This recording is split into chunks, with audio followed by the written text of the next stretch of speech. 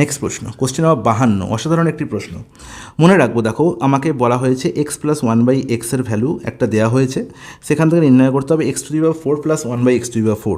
তাহলে আমি দেখতে পাচ্ছি এখানে পাওয়ার 1, এখানে পাওয়ার 4। পাওয়ার 1 থেকে ডাইরেক্ট জাম্প করে আমি পাওয়ার 4 যেতে পারবো না, ঠিক আছে।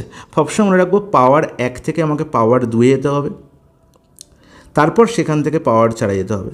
তাহলে আমি 2 করে জাম্প করতে পারবো, পাওয়ার সবসময় 2 করে জাম্প করতে পারবো। ওকে, তাহলে দেখো যখনই পাওয়ার আমি কী করছি 1 থেকে 2 যাচ্ছি, তাহলে x plus one by x যদি কে হয়, মনে রাখবো x square plus one by x square হবে কে স্কোয়ার মাইনাস 2।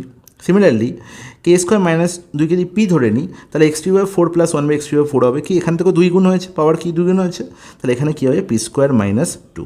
এটা মাথায় রাখতে হবে। তাহলে এটা যদি মাথায় রাখো, সেকেন্ড অ্যান্সার দেখো x plus one by x হলো 10। তাহলে আমি কী বলবো, যদি 10 হয় তাহলে কে এর ভ্যালু 10 আছে, তাহলে যদি 10 হয় তাহলে বলো এখানে কী ভ্যালু হবে, কে স্কোয়ার মাইনাস 2। কে স্কোয়ার মাইনাস 2 মানে কত, কে স্কোয়ার মাইনাস 2 মানে কত, পি এর ভ্যালু কত হলো 10 স্কোয়ার মাইনাস 2, 10 স্কোয়ার কত 100, 100 মাইনাস 2 হচ্ছে কত 98। এবার দেখো এখানে x two 4 plus one by x two 4 মানে 98 এর স্কোয়ার মাইনাস 2 হবে কারেক্ট আনসার।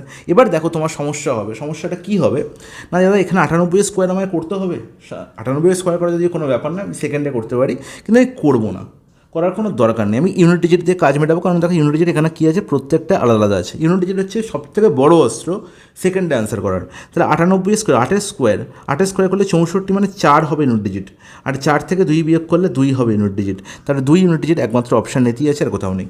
বোঝা গেল?